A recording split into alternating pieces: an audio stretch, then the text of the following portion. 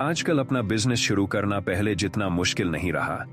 Technology और tools ने उस दायरे को छोटा कर दिया है जिसे कभी बिजनेस क्रिएट करने का होली ग्रेल माना जाता था। फ्राइड और हाइनेमायर का मानना है कि ये इनोवेटिव रिस्ट्रक्चरिंग उन लोगों के लिए आइडियल है जो बहुत लंबे समय से अपने ड्रीम्स को आगे बढ़ाने के बारे में सोच रहे हैं। असल में वो एक्सक्यूजेस जो आपने डर से बचने के लिए सेफ्टी शेल की तरह पकड़े हुए थे अब मायने नहीं रखते। आपको अपना बिजनेस शुरू करने से पहले अपनी डे जॉब छोड़ने की जरूरत नहीं है और ना ही आपको दुनिया भर का पैसा चाहिए। स्मॉल स्टार्ट कीजिए, अपने आइडियाज को एक्शन में लाने के लिए टाइम निकालिए। सबसे इंपॉर्टेंट बात यह है कि आप अपने बिजनेस के कोर और उस प्रॉब्लम को आइडेंटिफाई करें जो आपको सोल्यूशन ढूंढने के लिए इंस्पायर कर रही है। अपना बिजनेस शुरू करने के लिए आपको बहुत ज्यादा सैक्रिफाइसेस करने की जरूरत नहीं है। सही माइंडसेट के साथ आप अपनी डे जॉब और अपनी ज्यादातर सेविंग्स कीप कर सकते हैं। उदाहरण के लिए अमेज़न के बिजनेस का कोर है उसके seamless shipping, procedures, affordable prices और एक एक्सटेंसिव बुक कैटलॉग। इन्हीं कोर्स ने अमेज़न को एक पावर हाउस बनाया। हम उनके पास जाते हैं इसलिए नहीं कि वो हमें बुक्स एक्सेस करने देते हैं, बल्कि इसलिए क्योंकि हमें वहां बेस्ट ऑफर्स मिलते हैं। और ये भी ध्यान रखें कि आपके बिजनेस को इस बात को फॉलो करने की जरूरत नहीं है कि जितना बड़ा उतना बेहतर। आप स्मॉल स्टार्ट कर सकते हैं, स्मॉल रह सकते हैं और फिर भी फुलफिलमेंट पा सकते हैं। क्या आप जानते हैं, एक प्रोडक्ट या सर्विस पर काम करते हुए आपको हमेशा एक बाय प्रोडक्ट भी डिवाइस करना चाहिए। भले ही आपके पास स्क्रैप्स या सॉडस्ट ना हो, अपने एक्सपीरियंस का यूज करें और उसे किसी भी सूटेबल फॉर्म में दूसरों के साथ शेयर करें। एक सक्सेसफुल बिजनेस इस बात पर डिपेंड करता है कि उसके सॉल्यूशंस प्रॉब्लम सॉल्व करने में कितने इफेक्टिव है। इसलिए आपके आइडियाज या इनिशिएटिव्स का इम्पैक्ट होना जरूरी है।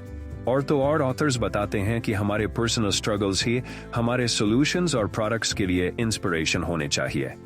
ऑथर्स के लिए उनकी कंपनी सैंती सिग्नल्स उनके बिजनेस चैलेंजेस से ही इंस्पिरेशन लेकर सॉफ्टवेयर सॉल्यूशंस क्रिएट करती है। अगर आप अपने ट्रू पैशन या फिर किसी ऐसे प्रॉब्लम के सॉल्यूशन के इर्द गिर्द अपना बिजनेस बनाते हैं जिसे आपने एक्सपीरियंस किया है, तो वो न्यू बिजनेस सस्टेनेबल बन जाता है। इसलिए कमर्शियली सबसे सक्सेसफुल आइडियाज वो होते हैं जो लोगों की अपने पर्सनल प्रॉब्लम सॉल्व करने की कोशिश से आते हैं। एक बार जब आपके पास एक ऐसा सॉल्यूशन होता है जो आपके लिमिटेड से लिबरेट होने की जर्नी से आता है और आप उसके इर्द गिर्द एक बिजनेस क्रिएट करते हैं, तो उसके लिए पैशन डेवलप करना आसान होता है। पैशन एक इंपॉर्टेंट इंग्रेडिएंट है। आगे की प्लानिंग मत कीजिए और शुरू करने से पहले ही एग्जिट प्लान्स मत बनाइए। अपने बिजनेस के लिए प्यार कस्टमर्स को अट्रैक्ट करेगा जो आपके पैशन को शेयर करते हैं। अच्छे बिजनेस लीडर्स एक विजन क्रिएट करते हैं, उसे आर्टिकुलेट करते हैं, पैशनेटली ओन करते हैं और रिलेंटलेसली उसे कंप्लीशन तक ले जाते हैं। Jason Fried and David Heinemeier. Jason Fried, passion से लॉयल्टी आती है, लेकिन इससे एनमिटी भी क्रिएट होती है। लोग एक्सपेक्ट करते हैं कि आपका बिजनेस स्टैंडर्ड और टेस्टेड बिलीफ्स को फॉलो करेगा। जब ऐसा नहीं होता और आप अपनी बात पर अड़े रहते हैं तो आप ऑटोमेटिकली टारगेट बन जाते हैं। एक लाइन ड्रॉ कीजिए और उस पर स्टिक कीजिए। लेकिन एक बिजनेस ओनर जो एक्सटर्नली फंड्स रेज करता है, उसके पास इन्वेस्टर्स को आंसरेबल होने के अलावा कोई ऑप्शन नहीं होता। इसलिए जितना हो सके आउटसाइड फंड्स रेज करने के टेम्पटेशन से बचने की कोशिश कीजिए। रिटन मिशन स्टेटमेंट से आगे बढ़ें। आप आगे बढ़ रहे हैं, आपके पास आपका पहला कस्टमर है और आप उन्हें अपना वेल क्राफ्टेड मिशन स्टेटमेंट दिखाते हैं जो हेवन ऑन अर्थ का प्रॉमिस करता है, लेकिन असल में मायने आपका आउटपुट रखता है। अगर आप इन वर्ड्स को काम में नहीं लाएंगे तो ये सिर्फ कागज पर ही रह जाएंगे। आखिरकार लोग इन वर्ड्स के पीछे का सच समझ जाएंगे और आपके एक्शंस या इनएक्शंस के थ्रू आपकी बिजनेस का इंप्रेशन बनाएंगे। छोटी शुरुआत के दिनों का मजा लो यार। ऑथर्स हमें कहते हैं कि बिजनेस डिस्क्राइब करते समय एंटरप्रेन्योर या स्टार्टअप वर्ड्स का यूज करने से बचें। इसके बजाय आप एक स्टार्टर हैं। ये एक्नॉलेज करना हमें ग्राउंडेड रहने और छोटी चीजों पर फोकस करने में हेल्प करता है। जब तक आपके आइडियाज कंट्रोल से बाहर ना हो जाएं, तब तक बड़े बड़े प्लान्स मत बनाइए और अपने आइडियाज को एक्सपैंड मत कीजिए। दूसरे शब्दों में, एक स्टार्टर के तौर पर आपको ये समझना चाहिए कि अभी आपको बहुत ज्यादा पैसों या फिर एक बड़ी वर्कफोर्स की जरूरत नहीं है। स्मॉल स्टार्ट करना ठीक है।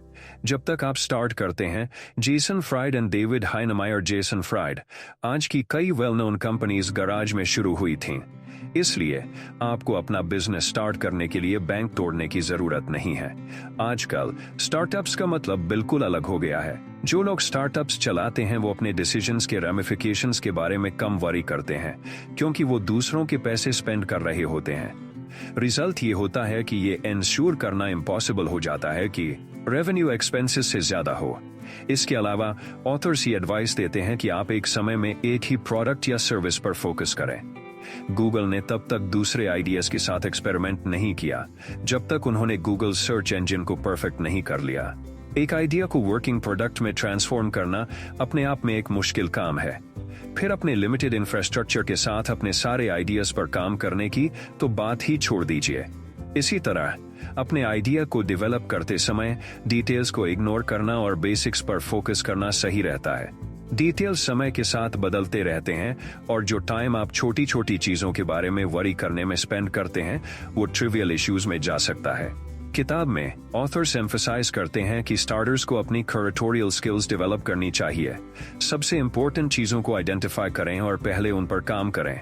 अपनी प्रायोरिटीज सही सेट करें, उन टास्क्स को एडिट आउट कर दें जो आपके बिजनेस में वैल्यू एड नहीं करते। काम करने के लिए एक प्रोडक्ट या सर्विस चूज करें और बेसिक्स पर फोकस करें, ना कि उन सारे स्मॉल डिटेल्स और रिस्क्स पर जो उनमें शामिल हो सकते हैं या नहीं भी।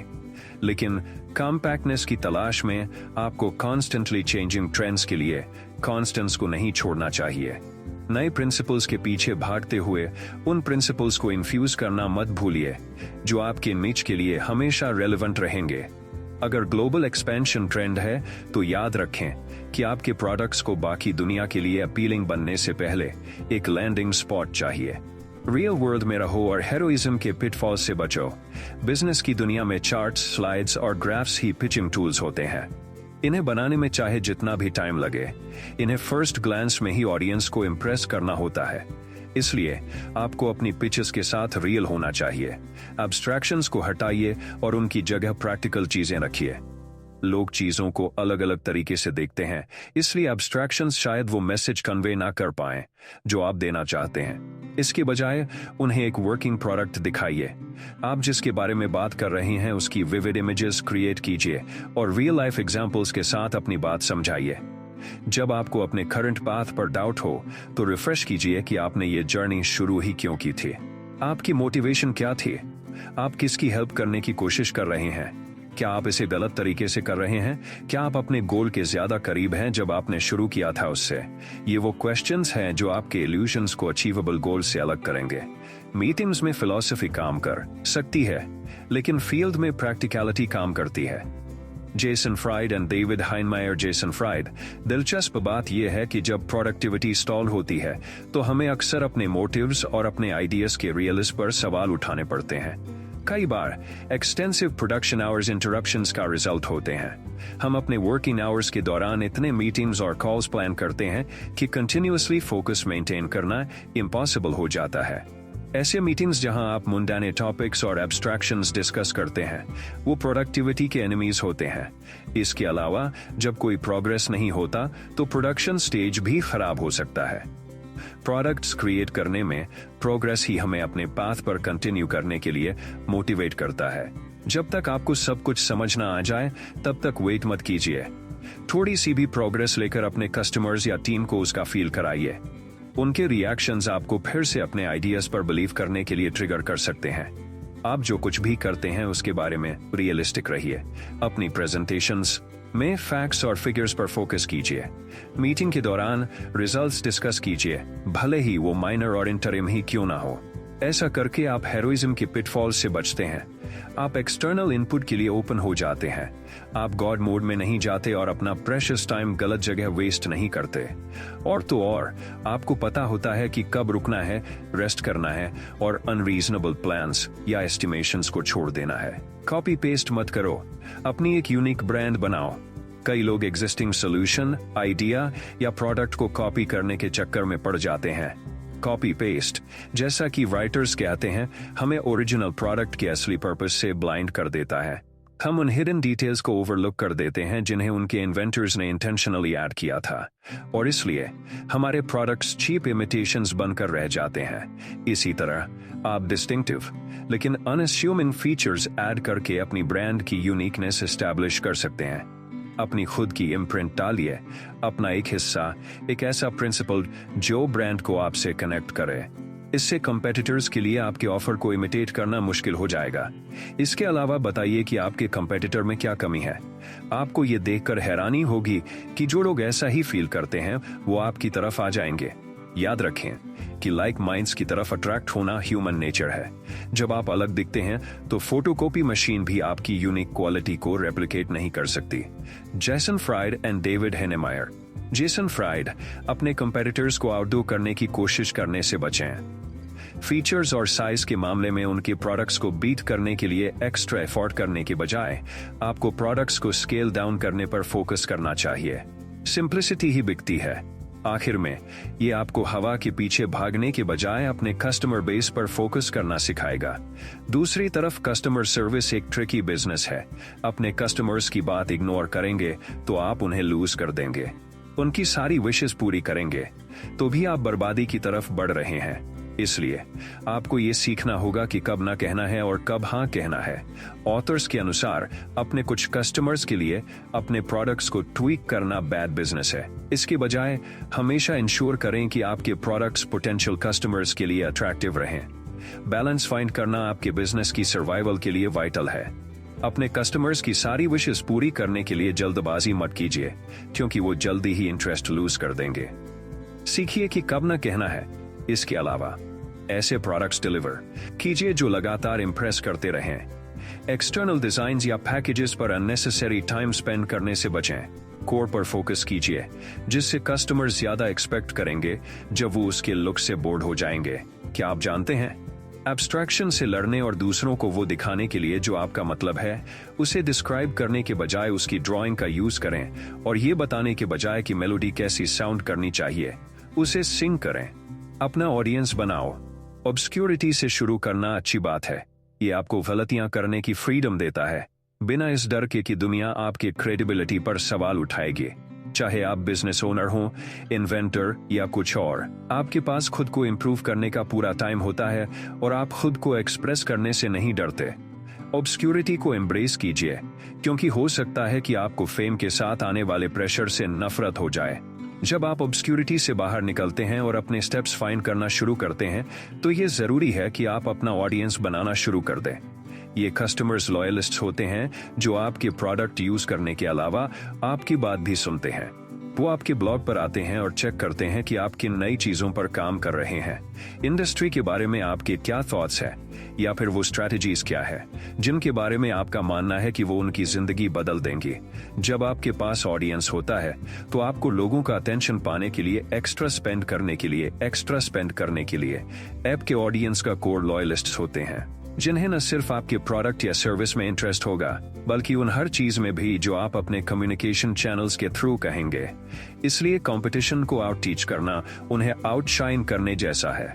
कई कंपनीज ऐसा प्लेटफॉर्म क्रिएट नहीं करती जहां उनके कस्टमर्स लर्न कर सकें, और इसलिए वो अपनी ब्रांड को विजिबल बनाने के लिए बहुत पैसे स्पेंड करती हैं। इसके विपरीत आप अपने कस्टमर्स को अपने बिजनेस प्रोसेस को समझाकर अपनी कंपनी के लिए एक फेस क्रिएट कर सकते हैं। ऐसा करने से ट्रस्ट बढ़ता है। आपका बिजनेस सिर्फ एक नाम, एक लोगो या एक बिल्डिंग से ज्यादा कुछ नहीं है। उन्हें दिखता है कि आप वही हैं जो आप कहते हैं। कोर कॉम्पिटेंसीज का एस्टैब्लिशमेंट और एप्लीकेशन एक स्ट्रॉन्ग कंपैरेटिव एडवांटेज के लिए प्लेटफॉर्म सेट करता है। Jason Fried and David Heinemeier. Jason Fried, ये बात उस wash rinse repeat marketing formula से बिल्कुल अलग है जिसने बिजनेस स्पेस को सैचुरेट कर दिया है। सेम चीज बार बार करने और कहने के बजाय क्रिएटिव, डिस्टिंक्ट और अनफॉरगेटेबल बनिए। इसे अचीव करने के लिए आपको मार्केटिंग डिपार्टमेंट की जरूरत नहीं है। आपका पूरा इंफ्रास्ट्रक्चर और वर्कफोर्स मार्केटिंग के लिए रिस्पॉन्सिबल है। उन्हें बिजनेस की इमेज के बारे में केयर करने के लिए इंस्पायर कीजिए। शुरुआत के लिए रिक्रूटमेंट के लिए एक हैंड्स ऑन अप्रोच अपनाइए। सिर्फ तभी रिक्रूट कीजिए जब आपने वेकेंट पोजीशन की रिस्पॉन्सिबिलिटीज खुद एक्सपीरियंस की हों। रेज्यूम्स और एक्सपीरियंस के आधार पर रिक्रूटमेंट मत कीजिए। कभी कभी ये आपके बिजनेस में कोई वैल्यू एड नहीं करते। अपनी बिजनेस फेलिंग्स की रिस्पॉन्सिबिलिटी हमेशा लो। डैमेज कंट्रोल आपकी रिस्पॉन्सिबिलिटी है। अपनी फेलिंग्स एक्सप्लेन करने के लिए दूसरे लोगों को मत भेजिए। ऐसा न करने से रूमर्स फैलेंगे, कम्युनिकेशन में गैप आएगा, या फिर कस्टमर्स के साथ आपके नए रिलेशनशिप में दरार आ जाएगी। अनजाने में आपने नेग्लिजेंस या डिनायल के एक सिंपल केस से प्रॉब्लम्स का ढेर लगा दिया है। इश्यूज को छुपाने से ऐसी प्रॉब्लम्स क्रिएट होती हैं जो आपकी ब्रांड इमेज को नुकसान पहुंचाती हैं। अपनी फेलियर का यूज अपने कस्टमर्स का ट्रस्ट डीपन करने और अपनी रेप्यूटेशन स्ट्रेंथन करने के मौके के तौर पर करें। जब चीजें गलत होती हैं तो आपकी प्रोएक्टिवनेस कहानी को इनकॉम्पिटेंस से ट्रांसपेरेंसी में बदल देती है। इसलिए आपकी फेलियर स्टोरी टॉप से आनी चाहिए, हर उस इंसान तक पहुंचनी चाहिए जो सुनना चाहता है, और अप्रोप्रिएट क्वार्टर्स में अपॉलॉजीज के साथ आनी चाहिए। इसी तरह क्वेरीज को टाइम पर रिप्लाई करके उन्हें थैंक यूज में बदल दीजिए। जब कस्टमर्स देखेंगे कि आप रिस्पॉन्सिव हैं तो एवरेज कस्टमर अपनी हार्श क्रिटिसिज्म को पोलाइट रिकमेंडेशंस में बदल देगा। एक सेटिस्फाइड कस्टमर सबसे अच्छी बिजनेस स्ट्रैटेजी होती है। Jason Fried and David Heinemeier. Jason Fried. इसके अलावा आपको अपने कस्टमर्स के अनसैटिस्फैक्टरी फीडबैक का सिंसियरली अपॉलॉजीज के साथ रिप्लाई करना चाहिए। इसे जितना हो सके पर्सनल बनाइए, और आपको कंप्लेंट को ओवर सिंप्लीफाई करने की जरूरत नहीं फील होनी चाहिए। लेकिन यह आपकी बिजनेस कल्चर पर डिपेंड करता है। क्या आपकी कस्टमर रिलेशंस टीम इन इश्यूज को सीरियसली लेती है? ये इंश्योर करने के लिए आपको एक ऐसी बिजनेस कल्चर क्रिएट करनी होगी जो उन्हें अपना काम सीरियसली लेने के लिए एनकरेज करे, लेकिन उन्हें बेबी की तरह ट्रीट करने या फिर ऐसी पॉलिसीज के साथ बॉसी बनने से बचें जो उनकी इंडिपेंडेंटली सोचने की एबिलिटी को स्टाइफल करती हैं। बिजनेस कल्चर एस्टैब्लिश करते समय ब्यूरोक्रेसी से दूर रहिए। इसके बजाय स्मॉल होने का फायदा उठाइए और अपनी टीम से डायरेक्टली कम्युनिकेट कीजिए। कंक्लूजन, पॉपुलर बिलीफ के उलट बिजनेस शुरू करना बिल्कुल आसान हो सकता है। मॉडर्न बिजनेस स्कोप हमें स्मॉल स्टार्ट करने, स्मॉल रहने और फिर भी सक्सेसफुल होने के लिए इनकरेज करता है। एक स्टार्टर के तौर पर, जब आप एक्सपेक्ट करते हैं कि आपके आइडियाज तभी थ्राइव करेंगे जब आपके पास परफेक्ट लॉन्चिंग पैड होगा, तो आप खुद को और अपने बिजनेस को लिमिट कर रहे हैं। एक साथ सब कुछ कैलकुलेट करने के बजाय अपनी प्रायोरिटीज पर फोकस कीजिए, उन बेसिक्स पर जिन्हें आपको फर्स्ट हैंड इंप्लीमेंट करना है। आप उन स्मॉल डिटेल्स का ध्यान रख सकते हैं जो आपके ऑपरेशंस के साथ आगे बढ़ते हुए सामने आते हैं, लेकिन ध्यान रखें कि फ्यूचर की अनप्रेडिक्टेबल नेचर की वजह से ये बहुत चेंज हो सकते हैं। हाँ, आपको इस लैक ऑफ कंट्रोल के साथ पीस बनानी होगी जो आप एक्सपीरियंस करते हैं, लेकिन इसे नॉर्मल समझिए। आपका बिजनेस कई चीजों के बारे में हो सकता है। दूसरों की जिंदगी में वैल्यू ऐड करना हो, खुद के लिए प्रॉफिट कमाना, अपनी क्रिएटिविटी को एक्सप्रेस करना, लेकिन सबसे सक्सेसफुल और सस्टेनेबल बिजनेसेस ओनर के पैशन या फिर उनके द्वारा एक्सपीरियंस किए गए प्रॉब्लम के सॉल्यूशन के इर्द गिर्द क्रिएट किए जाते हैं। दूसरे शब्दों में, अगर आप बस कोई ट्रेंडी या फिर इस समय डिमांड में चल रहा बिजनेस शुरू करना चाहते हैं, तो आप अपनी एस्पिरेशंस के साथ ज्यादा दूर तक नहीं जा पाएंगे।